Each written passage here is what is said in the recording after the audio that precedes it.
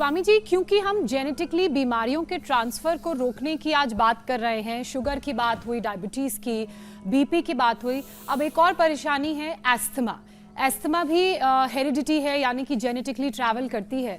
तो कौन कौन सी रेगुलर एक्सरसाइज करनी चाहिए, खान पान में किन बातों का ख्याल रखना चाहिए कि एस्थमा की ये बीमारी जो हेरिडिटरीली ट्रांसफर होती है जेनेटिकली, वो ना हो और इससे बचा जा सके?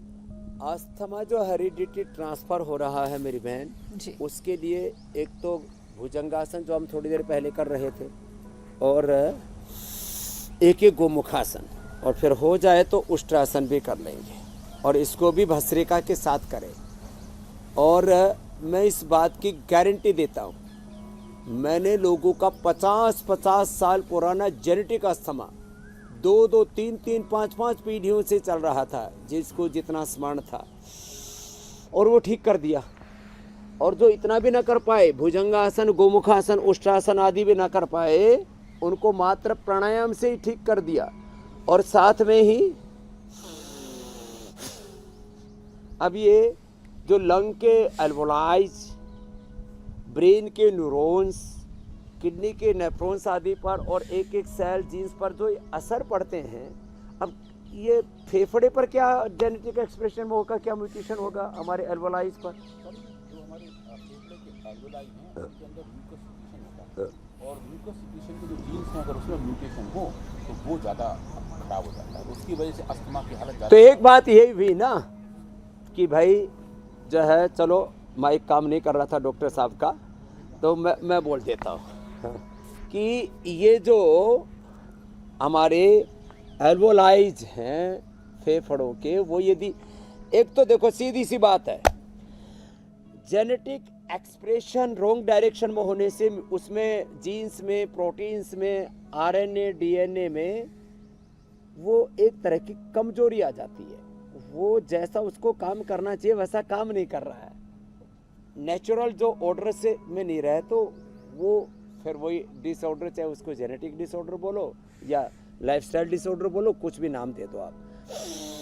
ऐसे में जब भस्त्रिका करेंगे एक्सटर्नल फैक्टर का इफेक्ट और बढ़ जाता है। हाँ, जैसे छोटा सा प्रदूषण शायद लोगों को उतना परेशान नहीं करता, पर जो जेनेटिकली प्रीडिस्पोज्ड है उनमें ज्यादा हो जाता जिसको है। पहले ही म्यूटेशन हो रखा है, रॉन्ग डायरेक्शन में एक्सप्रेशन हो रखा है, तो उन पे उसका इफेक्ट ज्यादा पड़ेगा। थोड़ी सी धूल, थोड़ा सा धुआं, हाँ, उनको तो जो है वो जरा सा रत्ती भर भी, मैंने तो देखा लोगों को तो अगरबत्ती का धुआं भी अंदर जाते छीकम छी, जरा सा पेड़ पौधों के, अब ये जो इनके पर फूल आते हैं ना, क्या बोलते हैं उसको?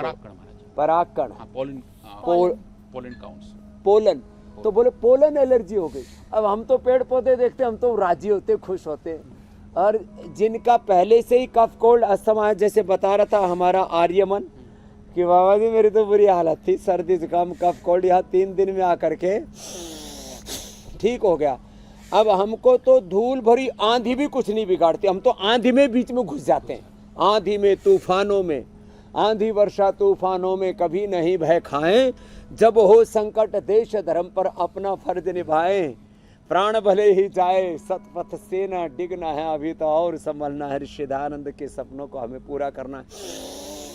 अब भस्त्रिका करें, अब थोड़ा, अब ये तो मैंने जोर से कर दिया।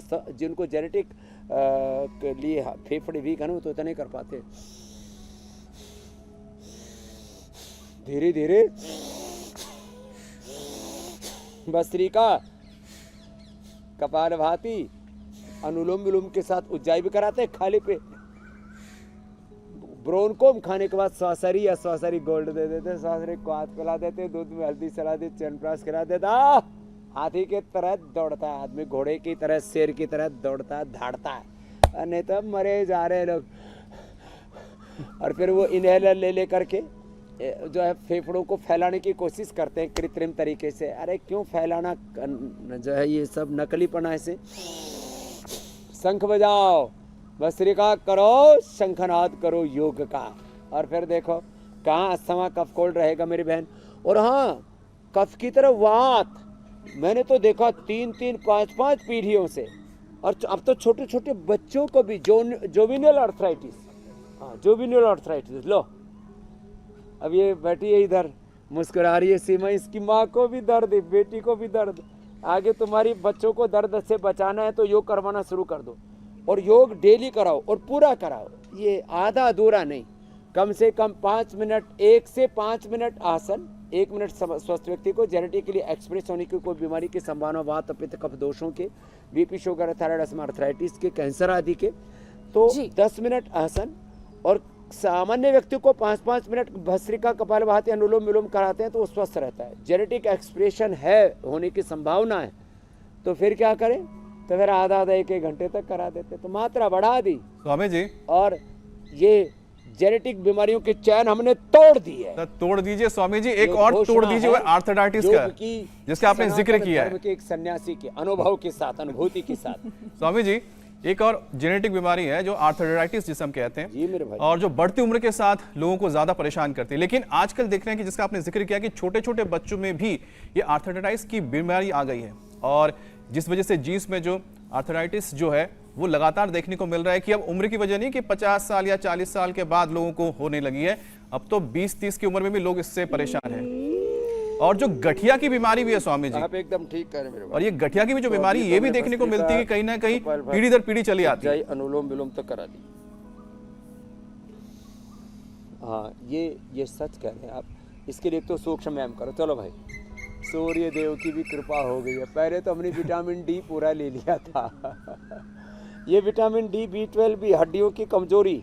हाँ, किसी किसी की हड्डियाँ इतनी फोसरी होती हैं, जैसे ऐसे जरा सा कोई जरक आ जाए उसी में ही हड्डियाँ टूट फूट जाती है। और हम तो ऐसे पहाड़ों पर उतरते चढ़ते रहते हैं, दौड़ करके पहाड़ चढ़ जाते हैं। मैं लेह लद्दाख में गया तो सीधा ऊपर दौड़ के पहाड़ी पर चढ़ गया। मेरे पीछे पीछे वो जेड सिक्योरिटी होने से सारे डॉक्टरों की टीम, वो बेचारी आई, अरे स्वामी जी आपका ऑक्सीजन लेवल कम हो जाएगा। मैंने कहा माप ले। तो दौड़ के पहाड़ी पर चढ़ा लेह लद्दाख में, सीधा नीचे से जाते ऊपर, और ऑक्सीजन लेवल 99। बोले व्हाट इज दिस? मैंने कहा दिस इज योगा। योगा से होगा। स्वामी जी वैसे गंगोत्री का अनुभव तो मेरा भी है। लोग ऐसे ही बावड़े बावड़े परेशान घूमते रहते हैं। इंडिया टीवी हर वक्त हर जगह डाउनलोड करने के लिए सर्च करें India TV news Google play store या ऐप स्टोर पर।